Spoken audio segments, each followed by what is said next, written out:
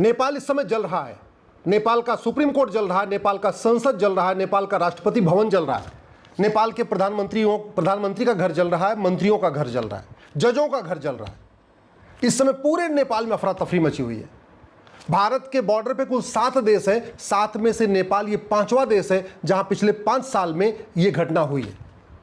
2021 में अफगानिस्तान में ऐसी घटना हुई, तालिबान ने वहां पे शासन ले लिया, अपना शासन करने लग गया। 2022 में श्रीलंका में ऐसे तख्ता पलट हुआ। 2023 में ऐसे ही पाकिस्तान में हुआ था। 2024 में ऐसे ही बांग्लादेश में भी हुआ, वहां सत्ता परिवर्तन हुआ। और 2025 में नेपाल में हुआ है और वहां पे भी सत्ता परिवर्तन हो गया है। प्रधानमंत्री का इस्तीफा हो चुका है, सबने इस्तीफा दे दिया है। भारत के लिए बहुत ही खतरे की घंटी है, क्योंकि भारत के बॉर्डर पे 7 देशों में से 5 देशों में पिछले 5 साल में सत्ता परिवर्तन हो गया। और भारत के लिए खतरे की घंटी इसलिए है कि नेपाल से ज्यादा अलगाववादी भारत में है, नेपाल से ज्यादा माओवादी भारत में है, नेपाल से ज्यादा नक्सली भारत में है, नेपाल से ज्यादा एनजीओ भारत में है, नेपाल से ज्यादा वामपंथी भारत में है, नेपाल ज्यादा विदेशी फंडिंग भारत में होती है, नेपाल से ज्यादा जमाती भारत में है, नेपाल से ज्यादा घुसपैठिए भारत में है, नेपाल से ज्यादा जासूस भारत में है, नेपाल से ज्यादा गद्दार भारत में है, नेपाल से ज़्यादा भ्रष्ट पार्षद और प्रधान भारत में है, नेपाल से ज़्यादा भ्रष्ट सांसद और विधायक भारत में है, नेपाल से ज़्यादा कन्वर्टेड हिंदू भारत में है, नेपाल से ज़्यादा कालाधन भारत में है, नेपाल से ज़्यादा हवालाबाजी भारत में है, नेपाल से ज़्यादा बेनामी लेन देन भारत में होता है, और नेपाल से ज़्यादा मिशनरियाँ भारत में है, नेपाल से ज़्यादा जिहादी संगठन भारत में है, और दुनिया में सबसे ज़्यादा फॉरेन फंडिंग भारत में हो रही है। वो इस कानून के अंतर्गत हो रही है जो 2010 में कांग्रेस ने बनाया था। इसका नाम है foreign contribution regulation act, FCRA। ये कानून बनाया गया था भारत को बर्बाद करने वालों की फंडिंग कराने के लिए। हालांकि सरकार ने कई एनजीओ के लाइसेंस रद्द किए हैं, लेकिन अभी कोई ज़्यादा फर्क नहीं पड़ा है। अभी भी लाखों की संख्या में एनजीओ ऐसे हैं जो विदेशों से पैसा ले रहे हैं, जो चीन से फंडिंग ले रहे हैं, वो चीन के एजेंडे को भारत में बढ़ा रहे हैं, जो अमेरिका से फंडिंग ले रहे हैं, वो अमेरिका के एजेंडे को भारत बढ़ा रहे हैं, जो एनजीओ अरब, दुबई, खाड़ी देशों से फंडिंग ले रहे हैं, वो खाड़ी देशों के समर्थन में काम कर रहे हैं। अल्टीमेटली जिन देशों से पैसा मिलता है एनजीओ को, वो उनके लिए ही काम करते हैं, वो भारत के लिए कभी काम कर ही नहीं सकते। इसलिए मैं कहता हूं भारत को सुरक्षित बनाना तो सबसे पहले इस 2010 में कांग्रेस के द्वारा बनाए गए FCRA कानून को तत्काल खत्म कर देना चाहिए। ये हमारे लिए बहुत बड़े खतरे की बात है। नेपाल जो चल रहा है उससे हमें ये भी समझना पड़ेगा कि भारत के बॉर्डर की सिचुएशन क्या है। भारत का लैंड बॉर्डर टोटल 15,000 किलोमीटर का है।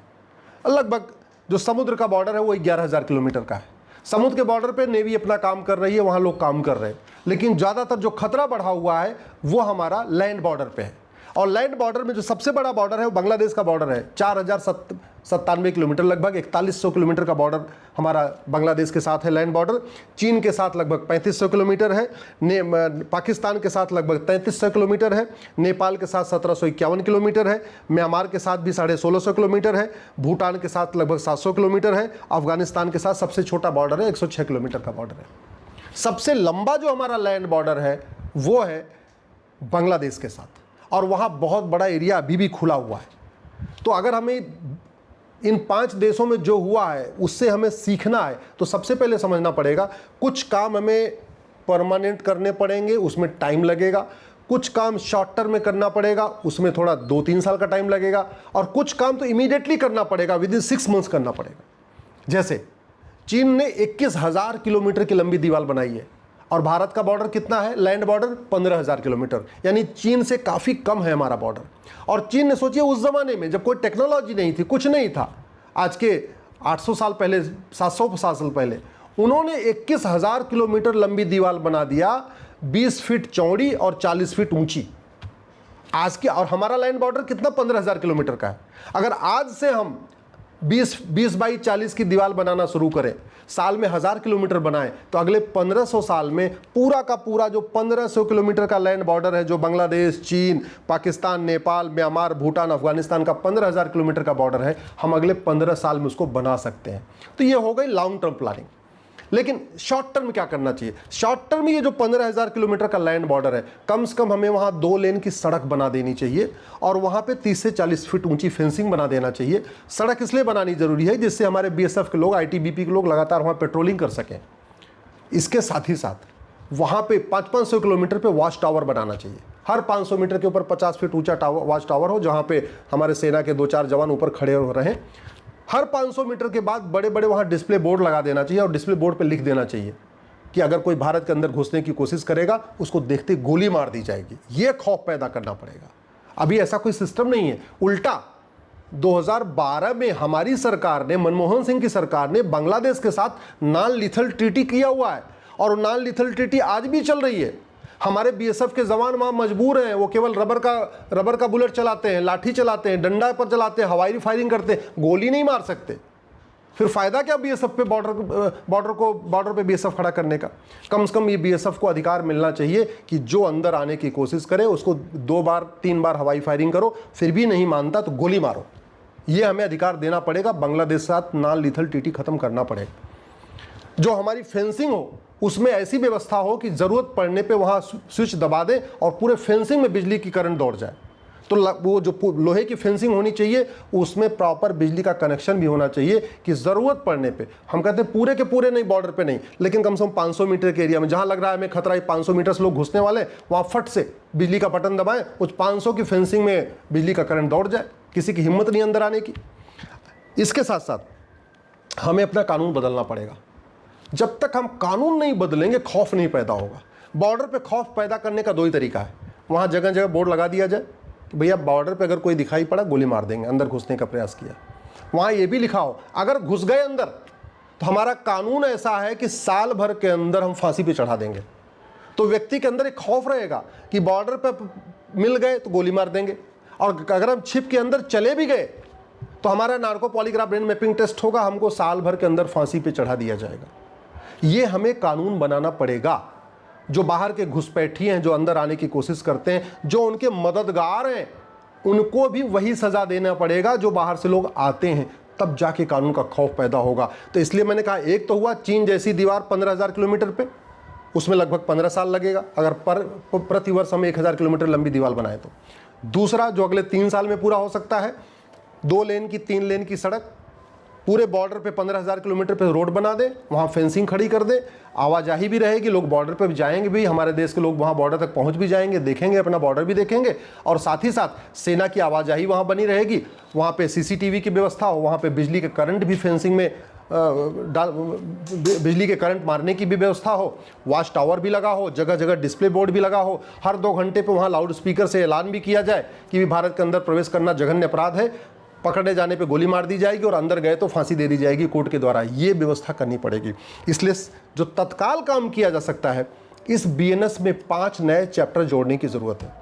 बीएनएस में एक चैप्टर जोड़ना चाहिए ऑफेंस रिलेटिंग टू इन्फिल्ट्रेशन, दूसरा चैप्टर जोड़ना चाहिए ऑफेंस रिलेटिंग टू करप्शन, क्योंकि जो बाहर अंदर बैठे हुए हैं गद्दार जासूस, ये इनको पैसा आ रहा है, इस पैसे के लिए ये विदेशी एजेंडा चला रहे हैं। कोई चीन का एजेंडा चलाता है, कोई पाकिस्तान का एजेंडा चलाता है, कोई बांग्लादेश का एजेंडा चलाता है, सारे कोई ह्यूमन राइट के नाम पे एजेंडा चला रहे हैं, कोई सुप्रीम कोर्ट पहुंच जाते हैं, कोई हाई कोर्ट पहुंच जाते हैं। ये जो एजेंडाधारी हैं, चाहे वो वकील हों, चाहे एनजीओ हैं, या जो भी सामाजिक कार्यकर्ता के नाम पर खेल चल रहा है, वो तभी बंद होगा जब बाहर से फंडिंग बंद होगी। तो एक तो एफसीआरए खत्म करना पड़ेगा, और जो अंदर से ब्लैक मनी की फंडिंग हो रही है, बेनामी फंडिंग हो रही है, काला धन की फंडिंग हो रही है, हवाला की फंडिंग हो रही है, उसको भी रोकने के लिए एक दूसरा चैप्टर जोड़ना पड़ेगा, ऑफेंस रिलेटिंग टू करप्शन। तीसरा इसमें नया चैप्टर जोड़ना पड़ेगा, ऑफेंस रिलेटिंग टू कन्वर्जन। चौथा इसमें हमें नया चैप्टर जोड़ना पड़ेगा, offence relating to drug smuggling. और 5वां नया चैप्टर जोड़ना पड़ेगा, offence relating to land grabbing. अभी मैं बंगाल भी होके आया, अभी मैं कुछ दिन पहले असम में भी होके आया।